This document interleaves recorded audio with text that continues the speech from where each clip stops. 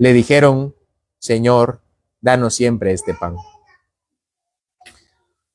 Entonces, hermanos, como podemos ver en este texto, el término la obra de Dios solamente se refiere a la construcción del reino de Dios entre los hombres. ¿Cuál es la obra de Dios? Y literalmente nuestro Señor dice: que creáis en el que Él ha enviado. La reconstrucción de Jerusalén no era la obra de Nehemías. La obra de Nehemías era ser copero. Eso hacía Nehemías para subsistir. Pero la construcción de Jerusalén sí era la obra de Dios, la que Dios puso en el corazón de Nehemías al orar 3 meses. ¿O no le suena en sus oídos la misma voz que sonó en Esther por boca de Mardoqueo? ¿Quién sabe? Le dijo Mardoqueo a Esther. ¿Quién sabe si para esta hora has llegado tú al reino? ¿Quién sabe si para esa hora Nehemías llegó a ser copero del rey? Un método y fin diferentes, pero un método y forma diferentes al de Esther y de Esdras, pero era la misma obra. Vean cómo Dios construye su obra. Zorobabel guía al pueblo y justo con Jesúa construyen el nuevo templo. Esther cuida al pueblo desde Persia. Esdras purifica al pueblo con la ley. Y Nehemías ahora se propone proteger al pueblo en la ciudad de Dios. Zorobabel y Esther plantaron. Esdras y Nehemías regaron. Pero Dios dará a ellos éxito en su empresa. Notemos cómo Dios tiene un camino diferente para cada siervo, si bien el destino era el mismo. Acompáñenme a Esdras capítulo 8, versículo 21 y 22. 21 y 23. Dice Esdras 8, 21 al 23. Y publiqué ayuno allí al río Ahava para afligirnos delante de nuestro Dios, para solicitar de él camino derecho para nosotros y para nuestros niños y para todos nuestros bienes. Porque tuve vergüenza de pedir al rey tropa y gente de a caballo que nos defendiesen del enemigo en el camino. Porque habíamos hablado al rey diciendo: la mano de nuestro Dios es para bien sobre todos los que le buscan, mas su poder y su furor contra todos los que todos los que le abandonan. Ayunamos pues y pedimos a nuestro Dios sobre esto, y él nos fue propicio. Esdras dijo: yo no quiero ayuda, le dijo al rey, yo no necesito porque el Señor me está acompañando. Sin embargo, Nehemías tiene la misma labor, pero hace un trabajo diferente. Nehemías capítulo 2, unos capítulos después.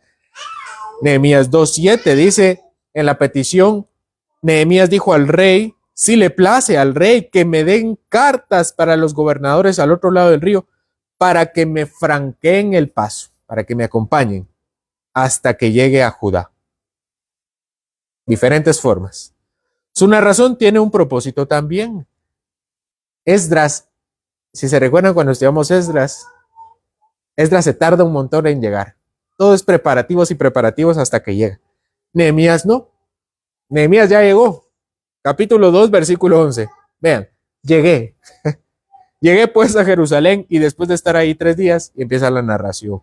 Algunos comentaristas dicen que tarda más o menos 4 meses en el camino, casi como Esdras, poco menos de 4 meses. Y descansa al mismo tiempo que Esdras. ¿Cuánto descansó Esdras cuando llegó? 3 días. Esto no es como ir al puerto o como ir a un lugar turístico. No es como alguien que llega al carro, con su carro y baja sus cosas y las lleva al hotel. Ellos tenían que desempacar varias cosas de un camino de 4 meses. El capítulo 8, versículo 31 dice que al 4.º día de haber llegado, contaron los tesoros con Esdras.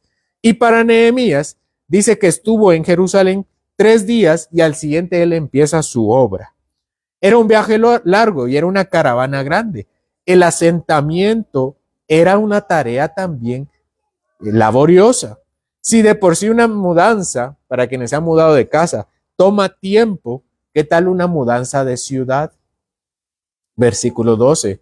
Me levanté de noche, yo y unos pocos varones conmigo, y no declaré a hombre alguno lo que Dios había puesto en mi corazón que hiciese en Jerusalén, ni había cabalgadura conmigo, excepto la única en que yo cabalgaba. Manos a la obra. No vamos ni a la mitad y Nehemías ya está trabajando. Algunos comentaristas especulan por qué Nehemías no cuenta su propósito. Hasta ahora parece que solamente Nehemías y el rey y la reina, se recuerdan que la reina también estaba ahí cuando hace su petición, solo ellos saben. En el capítulo 1 se nos dice que su obra ya la tienen, por lo menos, antes de empezar su obra, por lo menos él ya tiene 2 enemigos. Capítulo 1, versículo 10, Sanbalat Horonita y Tobías el siervo amonita, de los cuales Nehemías podría tener cuidado de que no se enteraran prematuramente. Por eso parece que Nehemías no le dice a nadie, especialmente porque ellos tenían cargos importantes. Tanto Nehemías como estos dos, Tobías y Sanbalat, tienen cargos importantes. Pero no puede hacer todo en secreto. Eventualmente tiene que empezar su obra. Nehemías se levanta una noche, dice, al cuarto día, y con él una escolta. No dice, Nehemías no le cuenta a nadie lo que va a hacer, pero en su corazón él sabía que iba a reconstruir los muros de Jerusalén. Y aunque esa escolta no lo acompaña en caballo, sí se dedican a rodear la mitad de Jerusalén. Y ese es el itinerario del tiempo recorrido. Yo en serio espero personalmente ir a Jerusalén y conocerlo, conocer la tierra, ¿no? No porque sea santa, sino porque la Biblia, ¿no? Y ver los lugares. Así que voy a tratar con mi narrativa de dibujar la ciudad. Versículo 13 al 15.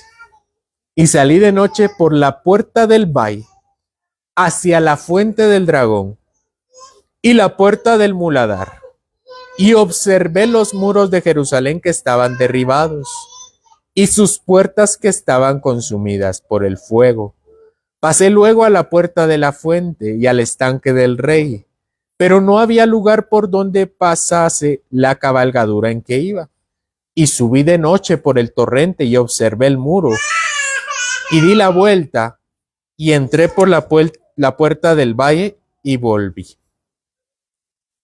La puerta del valle está al suroeste de Jerusalén. Si ustedes tienen un mapa, a la izquierda. Abajo, a la izquierda.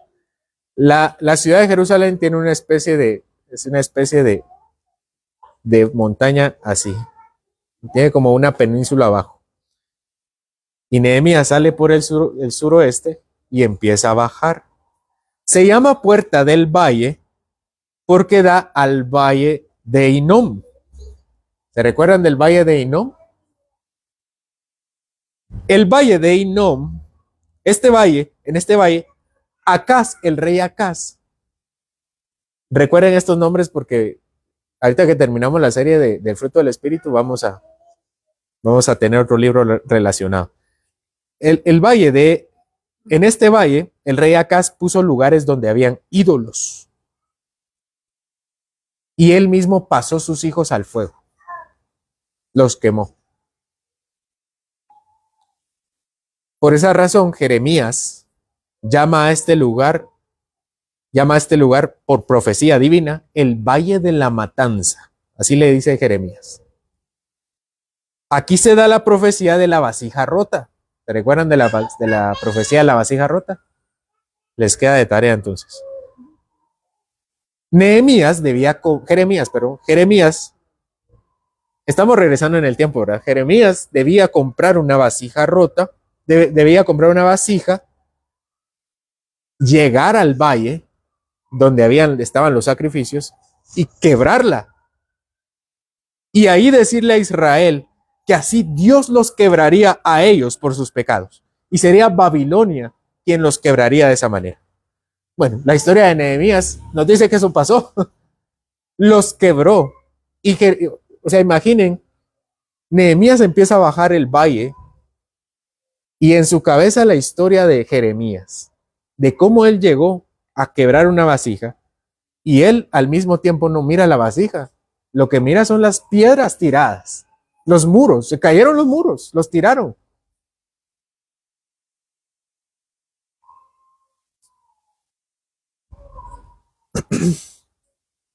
Pero siempre durante el tiempo de Jeremías, el rey Josías, un poco después, quitaría los lugares de sacrificio. Sí, Josías, el que hizo las reformas de la adoración en Israel. Él quitaría los lugares de sacrificio, pero igualmente la profecía de Jeremías estaba dada. Lo que hizo Josías fue gozar de un tiempo de paz hasta que llegara la destrucción. Aquí empieza entonces Nehemías. Él no vio la vasija rota, él vio la ciudad rota. Ahí empezó. Dice que después baja hasta el sur, no dice hasta el sur, pero dice que baja a la fuente del dragón. Eso es al sur. Literalmente no significa dragón, sino monstruo acuático. Algo así como Leviatán de Job. Se identifica principalmente con el nombre de Enrogel. Enrogel. ¿Se recuerdan de Enrogel? ¿Qué pasó en Enrogel? Fue el escondite de los espías del rey David. Mucho antes de Jeremías, mucho antes de Nehemías, obviamente. Mucho antes de Acaz. El rey David se estaba escondiendo de su hijo Absalón, como cantamos en el Salmo número 3, y manda a unos espías, segundo de Samuel 17:17, y se esconden en Enrogel, es decir, donde está la fuente del dragón. Sin embargo, eso lo dicen algunos comentaristas, sin embargo, puede ser que también sea otra fuente de por ahí, o un pozo que ahora está seco. Entonces, baja al sur a la puerta del dragón, a la fuente del dragón. Y otra vez, yo quiero que imaginen a Nehemías. Nehemías no conoce Jerusalén. Nehemías nació en Susa. Es más persa que judío. Y llega, y seguramente como Esdras era un estudioso de la ley, y empieza a ver, y todas las imágenes al rey David, a los espías de David llamados Jonatán y Ahimaas, escondiéndose, donde estaba ahí el estanque del dragón. Llega más al sur, a la puerta del muladar. Eso dice ahí, ¿no? Que significa puerta de estiércol. Esta puerta se usaba para tirar los desperdicios, la basura y el estiércol. En todo este recorrido, viendo los muros todos derribados, y dice que sus puertas también estaban consumidas. Sigue Nehemías su inspección con la puerta de la fuente. Este era el acceso principal al estanque de Siloé. ¿Se recuerdan del estanque de Siloé? Y muchos identifican el estanque con el estanque del rey, el rey Ezequías, el que construyó durante sus obras. Otros lo identifican con el estanque del rey Salomón, uno de los tantos que construyó en sus tiempos mozos. Probablemente es el que menciona, si es el estanque del rey Salomón, seguramente es el que menciona en Eclesiastés 2, 6 y 11. Dice Eclesiastés 2, 6 y 11. Me hice estanques de aguas para regar de ellos el bosque donde crecían los árboles. Y dice el 11, miré yo todas las obras que habían hecho mis manos y el trabajo que tomé para hacerlas. Y aquí todo era vanidad y aflicción de espíritu y sin provecho debajo del sol. Regresemos con Nehemías. Nehemías, pasando, se da cuenta que no había lugar para la cabalgadura. Es lo que dice Nehemías. Esto lo dice el texto. Se trataba seguramente de las piedras que se cayeron del muro. Y entonces para Nehemías ya no había más paso. Tenía que ir a rodear las piedras. Hacía imposible entonces el paso de todo tipo de caballo. Él iba a caballo, los demás iban a pie. Por último, subió por el torrente. ¿Cuál es este torrente? El torrente de Gihón. Y probablemente hasta el estanque de Gihón. Después dice que regresa por el mismo camino. Toda la península de Jerusalén, al sur. Espero que se lo hayan imaginado. Baja por el valle, al sur, después las piedras tiradas y vuelve a subir por el río, todo destruido, y regresa por el mismo camino. El compromiso de Nehemías era tan grande, arriesgó su vida y se comprometió tanto con el proyecto que no estaba dispuesto a dejar ni un día más para empezar la obra de Dios. Aunque recuerda que realmente todavía no era tiempo de revelarlo. Hasta el siguiente versículo donde ya se nos da a la tarea de contagiar su ánimo. Versículo 17 y 18. Les dije, pues, vosotros veis el mal en que estamos, que Jerusalén está desierta y sus puertas consumidas por el fuego. Venid y edifiquemos el muro de Jerusalén y no estemos más en oprobio. Entonces les declaré cómo la mano de mi Dios había sido buena sobre mí, y asimismo las palabras que el rey me había dicho. Y dijeron, levantémonos y edifiquemos. Así esforzaron sus manos para bien. Él empieza su discurso a Israel y se incluye en la desgracia. Él dice, vosotros veis el mal en que estamos. Él no estaba.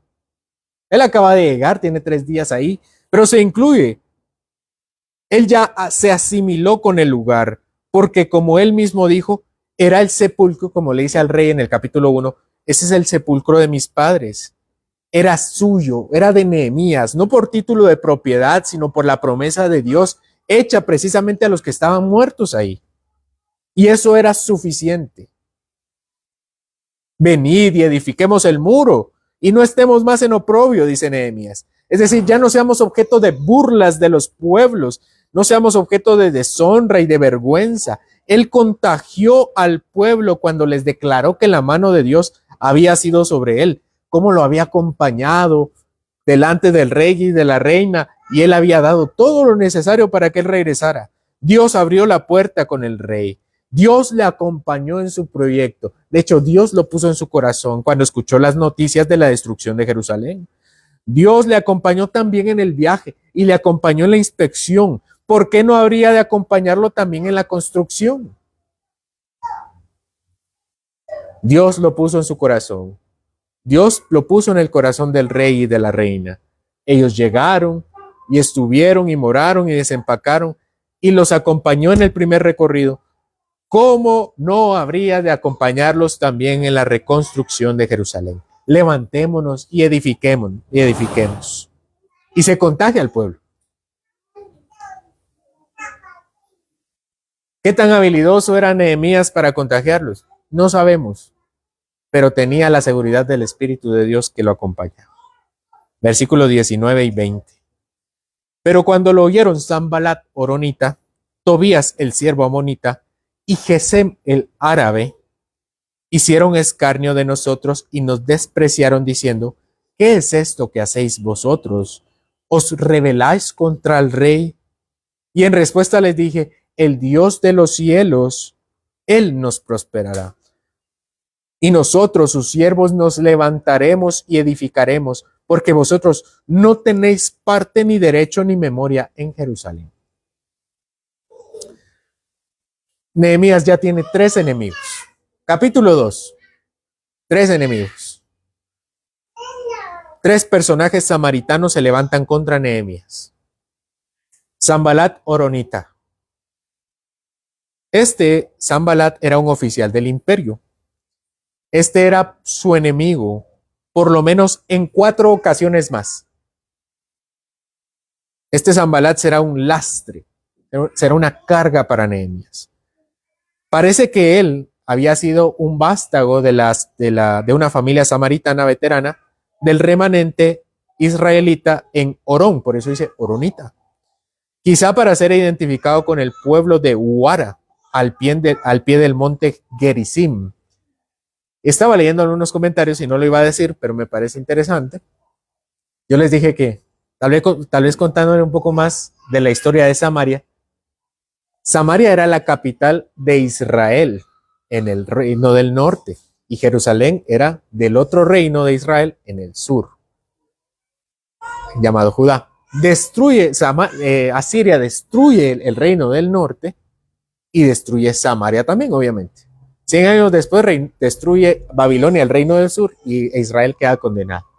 Sin embargo, la política de Asiria era mezclar y traía de acá, de ahí, por eso aquí hay varias nacionalidades, todas están ahí. Sin embargo, como vivían en esa parte, en la parte de Samaria, capital de Israel, ellos tomaron el nombre Samaritán, aunque eran originalmente, como dice acá, Oronita, de un pueblo de Huara, al pie del monte Gerizim. Tobías era amonita, seguramente de los pueblos de Amón que llevaron y pusieron ahí en Samaria, y Gesem el árabe, de la península arábiga. Lo tomaron y lo pusieron ahí. Y ahí estaban todos, por ahí estaban. Se dice, bueno, eso voy a hablarlo después, pero entonces ellos eran samaritanos porque vivían en Samaria. Y Samaria, cuando Zorobabel no lo toman en cuenta, hace 100 años, casi 100 años, cuando Zorobabel está construyendo el templo y le dicen a los samaritanos, ustedes no, vienen los samaritanos y construyen su propio templo. Y lo construyen, ¿dónde creen? En el monte Gerizim. Y se llamaba porque ya no, los israelitas lo destruyeron. El monte, el templo samaritano en Gerizim. Y se cree, bueno, algunos comentaristas creen que es Sanbalat quien inicia la construcción de este templo debido al rechazo que le hace Nehemías. Bueno, se los dejo ahí para que investiguen también. En segundo lugar tenemos a Tobías, el siervo amonita. Su nombre significa Jehová es bueno. Y fue también funcionario del imperio. Tiene un nombre Jehová, su nombre es Jehová, o incluye el nombre de Dios, porque era samaritano, pero originalmente también de Amón. Pero se recuerdan, ¿verdad? Hay una mezcla de todo. Y ahora tenemos uno nuevo. Este no había salido antes. No, Nehemías no lo había comentado antes. Hasta ahora. Gesem el árabe. Probablemente jefe de los árabes. Y después, en este mismo libro, Nehemías se le va a llamar Gasmu. Gasmu. Lo veremos después. 3 hombres. 3 samaritanos. 3 que se supone pertenecían alguna vez al pueblo de Israel, pero como tenían otra religión, Nehemías dijo, ustedes van a contaminar la obra. Vean cómo inicia el ataque de estos 3 hombres. Dice el texto que comenzaron con escarnio y nos despreciaron, dice Nehemías. Escarnio y desprecio significan burlas, ridiculizaciones e insultos. Ellos le dijeron, ¿qué es esto que hacéis vosotros? ¿Os rebeláis contra el rey? Y es que era chisme también. Lo que querían hacer era contagiar al pueblo de miedo y a las demás personas de este rumor de que estaban levantando las murallas de Jerusalén. Y Jerusalén había sido una de las ciudades más rebeldes durante este tiempo.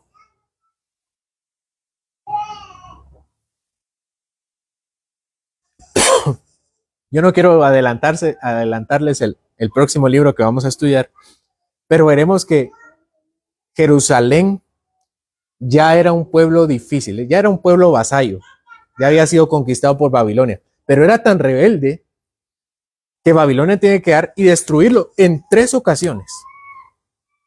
No a todos los pueblos hacía eso Babilonia, pero era tan rebelde que tuvo que aplastarlos 3 veces, aunque ya eran sus siervos.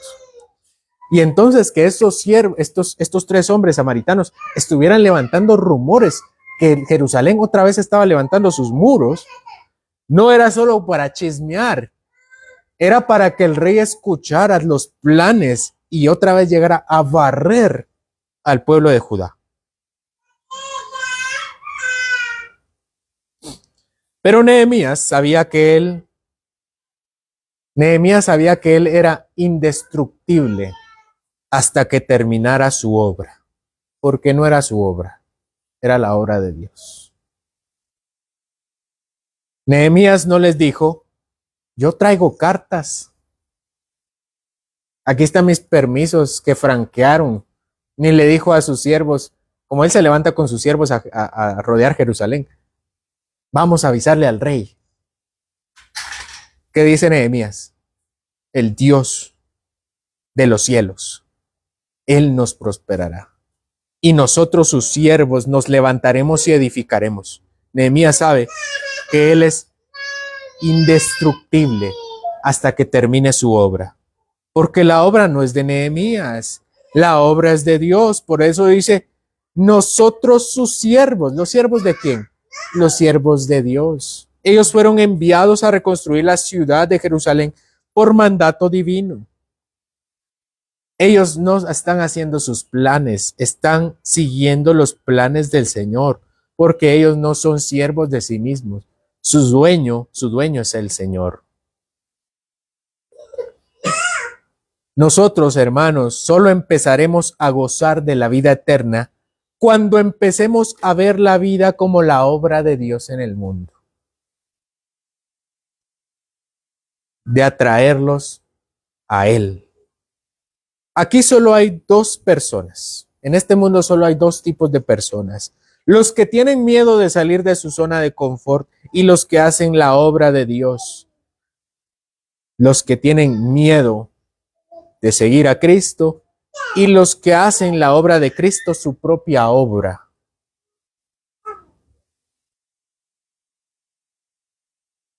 Nehemías estaba tan cómodo siendo copero. Pero Dios tocó su corazón, él oró y vámonos. Claro que la obra de Dios tendrá adversarios. Pero si el Dios de los cielos se ha propuesto que prosperemos, no habrá fuerza en el mundo que nos detenga. Somos invencibles hasta que cumplamos nuestro propósito acá. ¿Qué le dice Nehemías a ellos? Lo mismo que le dice Zorobabel a los samaritanos. Ustedes no tienen obra ni parte en Jerusalén. Ustedes y nosotros no somos iguales. Así que, hermanos, nosotros nunca deberíamos pensar que el propósito de los impíos, de los incrédulos, es nuestro mismo propósito. Porque aunque vamos y tenemos un trabajo que son los mismos y estudiamos las mismas carreras y cumplimos en teoría los mismos propósitos, conducimos los mismos vehículos, usamos el mismo transporte, vivimos en la misma ciudad, tenemos casas similares, eso no significa que tengamos los mismos propósitos en esta tierra. Así que, hermanos, si ustedes creen que su propósito en esta vida es tan vano como vivir exactamente como los incrédulos, no han entendido la obra del Señor. ¿Qué creen que hizo Artajerjes cuando Nehemías dejó su trabajo de copero? Conseguir otro copero. ¿Creen que mandó a otro judío a hacer su trabajo? Muy probablemente no. ¿Se necesitaba ser judío para ser copero? No se necesitaba. ¿Pero qué se necesitaba para ir a hacer la obra de Jerusalén? Se necesitaba ser parte del pueblo de Dios, tener el deseo de Dios en el corazón, y eso solamente iba a pasar cuando él entendiera cuál era su propósito como siervo de Dios. ¿Cuál es la obra última de Dios? Nosotros no tenemos más murallas que construir. Si piensan en eso, eso sería bastante fácil, poner una piedra sobre otra. Pero nosotros tenemos delante de nosotros la obra última de Dios, que es la obra de Cristo. Nuestro Señor Jesús les dice, trabajad, no por la comida que perece, entre paréntesis, porque todos trabajan por la comida que perece, sino por la comida que a vida eterna permanece, la cual el Hijo del Hombre os dará, porque a este Dios lo señaló. Entonces le dijeron, ¿qué debemos hacer? Preguntémonos nosotros también, ¿qué debemos hacer para poner en práctica la obra de Dios? Respondió Jesús y le dijo, esta es la obra de Dios, que creáis en el que Él ha enviado. Si Cristo es el Dios de los cielos, como lo sugirió Nehemías, Si Cristo es el Rey del universo, que lo es, porque ha ganado el mundo entero para sí, y si ha enamorado nuestro corazón y lo ha inundado, ¿cómo nosotros no habríamos de entender que ese corazón tiene un propósito igual de trascendente? Es pecado no concebir nuestra vida de esa manera, porque Cristo es hermoso. Porque Cristo es bello. Cuando Nehemías llega a Jerusalén, encuentra los muros derribados. Cuando nosotros alzamos nuestros ojos al cielo, vemos a Cristo destruido, pero resucitado. Es pecado no concebir nuestras vidas de esa manera, porque Cristo es hermoso y porque nos pone personas enfrente que nos animen como Nehemías